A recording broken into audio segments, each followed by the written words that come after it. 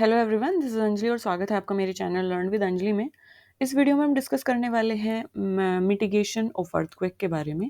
इससे previous video में हमने अर्थक्वेक के बारे में डिस्कस किया। Then we discussed about different types of waves that are associated with earthquake and we also discussed about Richter scale, Mercalli scale, जो कि intensity and you can say magnitude को measure करने के लिए यूज़ होती है। तो कौन से स्केल किसके लिए यूज़ होती है, किस तरीके से उनकी स्केलिंग है, एंड सेस्मोग्राफ क्या होता है, सेस्मोलॉजी क्या होती है, what are the different seismic zone and how different state are categorise. So ये सारी चीज़ें हमने ऑलरेडी डिस्कस कर चुके हैं हम प्रीवियस वीडियो में। सो एक बैकग्राउंड तैयार करने के लिए एक एक अर्थक्वेक के बारे में पूरा लेआउट आपको क्लियर हो, you can check the previous video.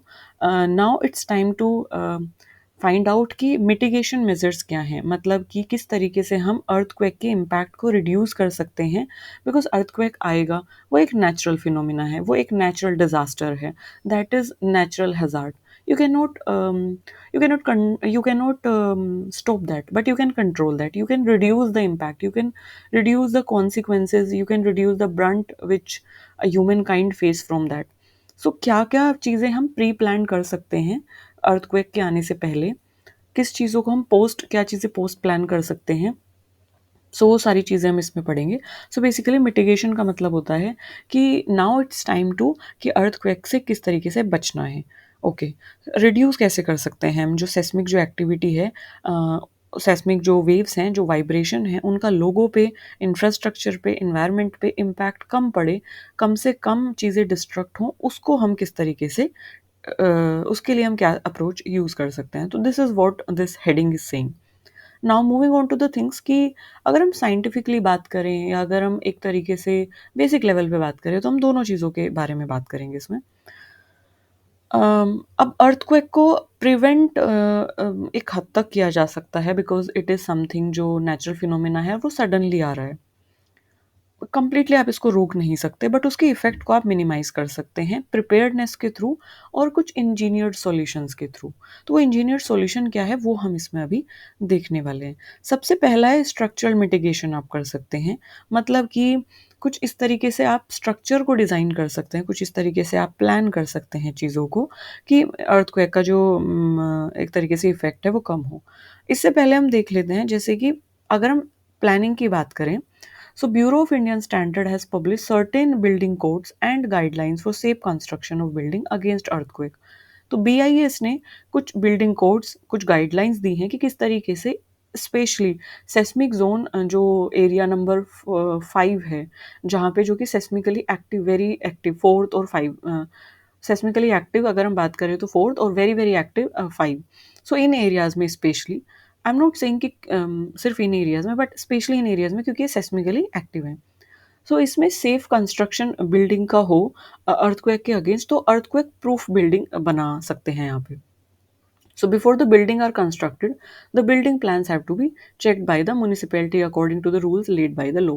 तो जो भी BIS ने कुछ कोड्स दिए हैं, कुछ गाइडलाइंस दी हैं, तो जब बिल्डिंग बन रही है तो उससे पहले वो लॉ, वो जो कोड्स हैं, वो एक तरीके से चेक हो, एंड देन उसके बाद बिल्डिंग का कंस्ट्रक्शन हो। तो ये तो हम प्लानिंग की बात कर रहे हैं। सो इसके अलावा जो हाई रिस्क एरियाज हैं, सो उसमें कंस्ट्रक्शन करना, जैसे कि हम एक पब्लिक कंस्ट्रक्शन करते हैं ना, तो पब्लिक कंस्ट्रक्शन, रोड बना रहे हैं, डैम बना रहे हैं, तो इन पब्लिक कंस्ट्रक्शन या पब्लिक के मैनकाइंड के लिए जो भी इंफ्रास्ट्रक्चर कंस्ट्रक्ट करने वाले हैं, सो ये उस एरिया में अवॉइड करें, उस एरिया में रेस्ट्रिक्ट करें जो कि अर्थक्वेक प्रोन है। अर्थक्वेक प्रोन कौन से एरियाज हैं, जो माउंटेनियस एरिया थे, जम्मू कश्मीर, हिमाचल प्रदेश, उत्तरांचल, सेस्मिक जोन 5 में जो आ रहे थे, है ना, वेरी सेस्मिकली एक्टिव जो एरियाज थे, तो उनमें जो कंस्ट्रक्शन है वो उसको अवॉइड किया जा सके। जो फॉल्ट लाइन के ऊपर लाई करते हैं एरिया, जो अनस्टेबल स्लोप्स हैं, उन एरियाज़ में जो कंस्ट्रक्शन है उसको अवॉइड किया जाए, क्योंकि वहाँ पे ज़्यादा चांसेस हैं अर्थक्वेक आने के, और अर्थक्वेक आएगा तो जो भी बिल्डिंग्स है उसका लॉस तो होगा ही होगा, साथ ही साथ वहाँ पे जो भी लाइफ स्टॉक है, वहाँ भी जो भी ऑर्गेनिज्म है, उनका लॉस होगा। इसके साथ साथ जो भी बिल्डिंग हमने क्रिएट किया है, कोई भी डैम अगर हमने क्रिएट किया है, कोई भी हमने पार्टीशनिंग क्रिएट की है, या यू कैन से रेलवे ट्रैक क्रिएट किया है, तो जो हमने पैसा लगाया है उसमें, तो कहीं ना कहीं फाइनेंशियल लॉस भी हमारा होगा। So that what it is saying. और अगर हम बात करें next we have that engineered structure की अगर हम बात करें, तो इंजीनियर्ड स्ट्रक्चर में जिस तरीके से building needs to be design, क्योंकि ये प्लानिंग से ही रिलेटेड जा रहा है कहीं न कहीं, है ना? तो इसलिए इसके बाद मैं इसको पढ़ा रही हूँ। सो प्लानिंग से रिलेटेड है इंजीनियर्ड स्ट्रक्चर, कि इंजीनियर्ड इज़ समथिंग जिसको आप बना रहे हो कुछ साइंटिफिक अप्रोच यूज़ करके, कुछ कुछ फाइंडिंग्स यूज़ करके, कुछ रूल्स एंड लॉज को यूज़ करके। तो इंजीनियर कहीं न कहीं आप उसको अपने तरीके से, मतलब अर्थक्वेक से हमें रिडक्शन अर्थक्वेक का हम कर सकें, तो इस चीज़ को ध्यान में रखते हुए हम इन स्ट्रक्चर को बना रहे हैं, तो इसलिए इन स्ट्रक्चर को इंजीनियर्ड बोला गया, मतलब इनको बनाया जा रहा है, तो इसलिए इनको इंजीनियर्ड स्ट्रक्चर बोला गया। तो इसमें कौन-कौन सी चीज़ें आती हैं, जैसे कि अर्थक्वेक रेजिस्टेंट बिल्डिंग, है ना? रेट्रोफिटिंग, जो ओल्ड स्ट्रक्चर हैं उनकी रेट्रोफिटिंग करना, या फ्लेक्सिबल यूटिलिटी लाइन्स को ले डाउन कराना। सो अगर हम बात करें, building needs to be design and construct as per the law, जो कि हमने बताया बीआईएस ने जो कोड और लॉ दिए हैं। तो जो ग्राउंड शेकिंग हो रहा है, उस पे जो बिल्डिंग विथस्टैंड कर सके, मतलब ग्राउंड शेकिंग से वो बिल्डिंग गिरे ना। तो इस तरीके की जो लॉ और कोड्स जो दिए हैं उनको फॉलो किया जाए। एंड अर्थक्वेक रेजिडेंट बिल्डिंग में क्या होता है कि फ्लेक्सिबल मटेरियल का यूज़ किया जाता है, रीइंफोर्स्ड कंक्रीट का यूज़ किया जाता है, शॉक एब्जॉर्बर का यूज़ किया जा सकता है। तो वो जो शॉक एब्जॉर्बर होते हैं ना, वो क्या करते हैं, जो भी सिस्मिक वेव्स आ रही हैं, जो अर्थक्वेक की जो वेव्स हैं, जो वाइब्रेशन वो क्रिएट कर रही हैं, उसको वो क्या करता है, वो एब्जॉर्ब कर लेता है, समझ रहे हैं? उसको वो क्या करेगा ना, वो सोख लेगा, वो एब्जॉर्ब करेगा। अब जब वो उसको एब्जॉर्ब कर लेगा मटेरियल, या कंक्रीट आपने ऐसा यूज़ किया है, जो भी शॉक एब्जॉर्बर यूज़ किए, तो वो सेस्मिक फोर्सेस को जब एब्जॉर्ब कर लेगा, तो कहीं न कहीं शेकिंग नहीं होगी, और जब शेकिंग नहीं होगी, तो बिल्डिंग कहीं न कहीं क्या होगी, डिस्ट्रक्ट नहीं होगी, वो मूव नहीं होगी अपनी जगह से, वो कहीं न कहीं क्या होगी, स्टिल खड़ी रहेगी। सो इस तरीके से वो प्रोटेक्ट हो सकती है। तो ये तो अर्थक्वेक रेजिस्टेंट बिल्डिंग की बात की, तो यहाँ पे हमने ऐसे स्ट्रक्चर बनाए, या ऐसी कंक्रीट बनाई, या ऐसे मटेरियल बनाए, जिनके थ्रू हम ऐसी बिल्डिंग्स बना सकते हैं। इसके अलावा जो पुरानी बिल्डिंग्स हैं, अब जैसे पुराने मॉन्यूमेंट्स होते हैं, तो अब वो एक तरीके से हिस्टोरिकल सिग्निफिकेंस दे रहे हैं, मतलब एक महत्वता है उनकी। अगर आप उनको तोड़ के बदल देते हैं, तो हिस्ट्री की जो चीज़ें हैं, वो भी कहीं न कहीं खत्म हो जाएगी। तो हम उनको इस तरीके से बदल तो नहीं सकते, और हर चीज़ को हम बदल नहीं सकते, है ना? तो जो भी ओल्ड स्ट्रक्चर हैं, जो भी एक्जिस्टिंग बिल्डिंग है, we can strengthen them with steel frame से उनको स्ट्रेंथन किया जा सकता है। आइसोलेटर्स का यूज़ किया जा सकता है, डैम्पर्स का यूज़ किया जा सकता है, जो कि वाइब्रेशन को स्लो डाउन करें, या वाइब्रेशन को दबा दें, या एब्ज़ॉर्ब कर लें। तो ऐसी चीज़ों का यूज़ किया जा सकता है। तो इसको फिटिंग बोला जाता है। फ्लेक्सिबल यूटिलिटी लाइन्स में आता है कि जो गैस है, वाटर लाइन्स हैं, इलेक्ट्रिकल लाइन्स हैं, तो इनको एक तरीके से फ्लेक्सिबिलिटी, पाइपलाइन जो हम बना रहे हैं, वो भी फ्लेक्सिबल हो। That should be flexible and joint should be flexible, ताकि ब्रेकेज ना हो। मतलब ऐसा ना हो कि अगर जॉइंट हैं, 2 लाइन के बीच जॉइंट है, तो वो हार्ड जॉइंट है, और जैसे ही कोई शेकिंग हुई, या जो भी वाइब्रेशन आई उसकी वजह से, क्योंकि वो हार्ड है, तो ज़रा से मूवमेंट की वजह से वो टूट गया। ऐसा ना हो, क्योंकि अगर वो टूटता है, तो वहाँ से पानी या हवा, या जो भी इलेक्ट्रिसिटी, या किसी भी पर्पज़ के लिए वो लाइन यूज़ किया है, ऑयल के लिए अगर वो लाइन यूज़ की है, तो उससे जो भी चीज़ें हैं, वो कहीं न कहीं बाहर आएँगी, स्पिल होंगी, और फिर से डिस्ट्रक्शन होगा। तो उसको फ्लेक्सिबल बनाया जाए, ताकि ब्रेकेज को रोका जा सके। सो that is what it is engineered. इसको हम कहीं न कहीं ध्यान में रखते हुए, अर्थक्वेक को ध्यान में रखते हुए, उसको ध्यान में रखते हुए हम इसको इस तरीके से टेलर कर रहे हैं, इसको इस तरीके से बना रहे हैं। So that is engineered. And next we have public education. Yes, of course, जैसे कि हम अर्थक्वेक के बारे में जब बात करते हैं, तो सिर्फ हम जनरल लोगों को पता है कि कुछ तो होता है, that is earthquake kind of thing, कि ग्राउंड जो है वो शेक करता है, और बहुत सारी चीज़ें ख़त्म हो जाती है, तहस-नहस हो जाती हैं, बस। लेकिन ये क्यों होता है? Hypocentre, epicentre, different seismic zone कौन से हैं? इसके बारे में लोगों को सेंसिटाइज़ करना, लोगों को एजुकेट करना, अपार्ट फ्रॉम इट, इसके अलावा, साइंटिफिक एजुकेशन के अलावा, सबसे बड़ी बात है लोगों को ये बताना कि जब अर्थक्वेक हो, तब उस टाइम पे आपको कौन-कौन सी प्रिकॉशंस लेनी है। अर्थक्वेक के आने से पहले अलार्म जो क्लॉक है, उनको एक तरीके से, या जो भी लाउड स्पीकर्स हैं, उन पे एक तरीके से उनको, जो सेस्मिकली एक्टिव एरियाज़ में लोग रह रहे हैं, उनको इन सब चीज़ों के लिए तैयार करना। है ना? और अर्थक्वेक के बाद अगर कोई भी जो भी डिस्ट्रक्शन होता है, उसको किस तरीके से हैंडल करना है, तो इन सब चीज़ों की जानकारी, इन सब चीज़ों का एक तरीके से नॉलेज वहाँ के लोकल पीपल को होना बहुत ज़रूरी है, क्योंकि वो अपने साथ-साथ आस-पास के लोगों की उससे हेल्प कर सकते हैं और बहुत सारी जो कैलामिटीज़ हैं, बहुत सारी जो कैज़ुअल्टीज़ हैं, उसको होने से रोका जा सकता है। तो लोगों को एजुकेट करना अर्थक्वेक के बारे में, उसके कॉजेज़ के बारे में, साथ-साथ उसके यू कैन से इम्पैक्ट्स के बारे में, कैरेक्टरिस्टिक अर्थक्वेक की क्या होती हैं, प्रिपेयर्डनेस किस तरीके से की जा सकती है, प्रिपेयर्डनेस मेजर्स कौन से हो सकते हैं, जो कि हेल्प कर सकते हैं to certain extent in mitigating the natural disaster. अब जब प्रिपेयर्डनेस लोगों में होगी, तो कहीं न कहीं वो जो भी नेचुरल डिज़ास्टर आ रहा है, उससे जूझने में या उससे निकलने में लोगों की हेल्प करेगी। एंड नेक्स्ट वी हैव जैसे कि अर्ली वार्निंग सिस्टम, तो अर्ली वार्निंग सिस्टम बहुत ज़्यादा इम्पोर्टेंट है। जैसे कि सेस्मोग्राफिक नेटवर्क्स होते हैं, सेस्मोग्राफिक नेटवर्क्स में क्या होता है कि सेस्मिक सेंसर्स लगा दिए जाते हैं स्पेसिफिकली उन एरियाज़ में जो कि सेस्मिकली एक्टिव हैं। तो सेस्मिक सेंसर्स लगा दिए जाते हैं ताकि वो जो है डिटेक्ट कर सके अगर थोड़ी भी सेस्मिक वेव आ रही है। तो जिससे हम क्या कर सकते हैं, लोगों को लाउड स्पीकर के थ्रू अलर्ट कर सकते हैं, मैसेजेस के थ्रू अलर्ट कर सकते हैं, या यू कैन से ब्रॉडकास्ट जो चैनल्स हैं, रेडियो हैं, टीवी हैं, उनके थ्रू लोगों को अलर्ट कर सकते हैं, एक मास लेवल पे लोगों को अलर्ट कर सकते हैं।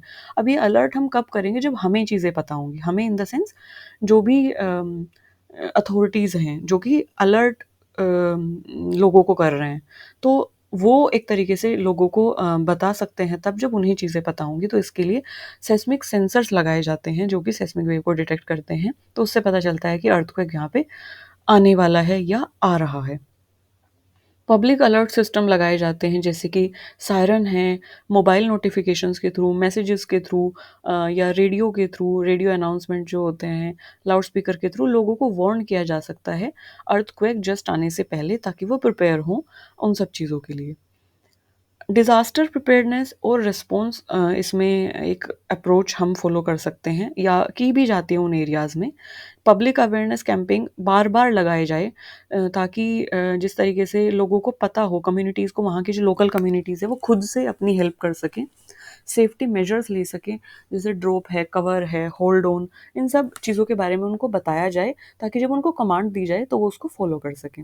इसके अलावा इमरजेंसी ड्रिल, जैसे कि रेगुलर अर्थक्वेक ड्रिल, एक तरीके से जैसे स्कूल्स में, ऑफिसेज़ में, पब्लिक प्लेसेस में, कि अगर एकदम से अर्थक्वेक आता है तो उन ड्रिल्स के थ्रू हेल्प की जाए लोगों की एक मास लेवल पे, क्योंकि जैसे स्कूल की बात करें तो बहुत सारे बच्चे वहाँ पे होते हैं, तो एक मास लेवल ऑफ पीपल एक ही जगह पे प्रेजेंट है, तो अगर उस जगह पे अर्थक्वेक एकदम से आता है तो बहुत सारे लोगों की जान खतरे में होगी। सो उसी तरीके से डिज़ास्टर रिस्पॉन्स टीम होती है। तो डिज़ास्टर रिस्पॉन्स जो टीम होती है पर्टिकुलर, उसको एक तरीके से ट्रेन किया जाता है। उसके पास उन्हीं तरीके के, they are equipped with those kind of equipments, कि वो लोगों को रेस्क्यू कर सकते हैं, वो लोगों को रिलीफ ऑपरेशंस के थ्रू उनकी हेल्प कर सकते हैं, उनको फूड प्रोवाइड करते हैं, उनको ड्रिंकिंग वाटर प्रोवाइड करते हैं at that point of time, उनको बचाते हैं, तो उनको उस तरीके से ट्रेन किया जा सकता है। तो हम ज़्यादा से ज़्यादा लोगों को अवेयर कर सकते हैं कि आप भी रेस्क्यू जो कैंप हैं, आप भी जो रिस्पॉन्स टीम है उसको जॉइन करिए, ताकि ज़्यादा लोगों की हेल्प की जा सके। अपार्ट फ्रॉम इट, अगर हम एनवायरमेंटल लेवल पे देखें, तो टेक्नोलॉजिकल सॉल्यूशन एनवायरमेंटल लेवल पे किस तरीके से किए जाते हैं, तो जैसे रिफॉरेस्टेशन है, जिस जगह से हम पेड़ काट चुके हैं उस जगह पे बार बार पेड़ों को हम प्लांट करें। इससे क्या होगा, लैंड स्टेबलाइजेशन होगा, क्योंकि जब पेड़ रिफॉरेस्टेशन होगा तो वहाँ की जो मिट्टी है उसको प्लांट की रूट के थ्रू कहीं ना कहीं स्टेबल होगी या कहीं ना कहीं स्टिफ होगी। तो जब प्लांट करते हैं हम ट्री को स्लोप्स पे, या यू कैन से जो माउंटेनियस एरियाज है, तो वो लैंडस्लाइड को प्रिवेंट करता है, वो भूस्खलन को प्रिवेंट करता है। लैंडस्लाइड समथिंग, हिंदी में उसको भूस्खलन बोला जाता है, तो वो उसको प्रिवेंट करता है। अब लैंडस्लाइड अगर हो रही है, मान लीजिए कि किसी एरिया में कोई स्लोप है, मतलब माउंटेनियस रीजन में ये बहुत ज़्यादा देखने को मिलता है, स्लोप है वो इस तरीके से है, तो अगर कुछ भी शेकिंग होता है अर्थक्वेक का, तो लैंडस्लाइड होता है और मिट्टी जो है वो पूरी की पूरी नीचे आ जाती है, तो उसकी वजह से और ज़्यादा डिस्ट्रक्शन होता है। तो अगर हम प्लांटेशन कर रहे हैं तो कहीं ना कहीं वो मिट्टी को स्टिफ करके रखेगा, पकड़ के रखेगी, जो प्लांट की जो रूट है ना, वो मिट्टी को कहीं न कहीं स्टिफ रखेगा, पकड़ के रखेगा, तो वो लैंडस्लाइड को प्रिवेंट करेगा। लैंडस्लाइड प्रिवेंट होगा तो कहीं न कहीं उसकी वजह से अर्थक्वेक जो ट्रिगर हो रहा है, मतलब अर्थक्वेक जो उसकी वजह से बढ़ रहा है, अर्थक्वेक उसकी वजह से जो ज़्यादा इंटेंसिटी कॉज़ कर रहा है, वो कहीं न कहीं उससे रुक जाएगा। इसके अलावा हम एआई का यूज़ कर सकते हैं, इसमें बिग डेटा एनालिसिस हम का यूज़ कर सकते हैं। टेक्नोलॉजी का यूज़ करके हम प्रिडिक्ट कर सकते हैं, मॉडल्स बना सकते हैं और ये बता सकते हैं कि किस तरीके से किसी पर्टिकुलर एरिया में या सेस्मिकली एक्टिव ज़ोन्स में किस तरीके से जो पोटेंशियल इम्पैक्ट है, उसको किस तरीके से रोका जा सकता है, सेस्मिक एक्टिविटी कितनी रहेगी, क्या उसके इम्पैक्ट होंगे। इन सब चीज़ों को हम अगर पता लगा लेते हैं, तो हम उसको लोगों को प्रिपेयर कर सकते हैं, उसको मिटिगेट कर सकते हैं, उसको प्रिवेंट कर सकते हैं। And yes, this is it in this video, जिसमें हमने मिटिगेशन जो है, what are the different mitigation strategies that are related to earthquake, उसके बारे में बात की। तो उसमें डिफरेंट चीज़ों के बारे में बात की कि इंजीनियर स्ट्रक्चर हम बना सकते हैं, हम प्लानिंग कर सकते हैं, पब्लिक एजुकेशन लोगों को हम दे सकते हैं, अर्ली वार्निंग सिस्टम्स हम लगा सकते हैं, सायरन्स और लाउड स्पीकर और रेडियोज़ के थ्रू लोगों को अलर्ट कर सकते हैं। इसके अलावा कैंपेइंग और ट्रेनिंग, एक तरीके से ट्रेनिंग सेंटर्स बनाएँ और ट्रेनिंग लोगों को प्रोवाइड करें। जो रेस्क्यू टीम है उसको ज़्यादा से ज़्यादा नंबर्स में बढ़ाया जा सकता है। उनको उसी तरीके से वेल इक्विप्ड किया जा सकता है लोगों को, ताकि वो अपनी लोकेलिटी की हेल्प कर पाएँ। इसके अलावा डिज़ास्टर प्रिपेयर्डनेस हम कर सकते हैं। Time to time public awareness camp लगा के या फिर रिस्पॉन्स टीम को तैयार करके।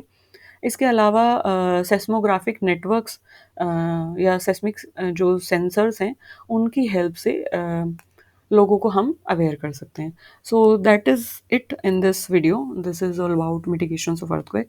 If you have any query regarding this topic, regarding this thing, you can drop me in the comment section. I will be more than happy to cater your query. Thank you for listening me so patiently. Bye bye.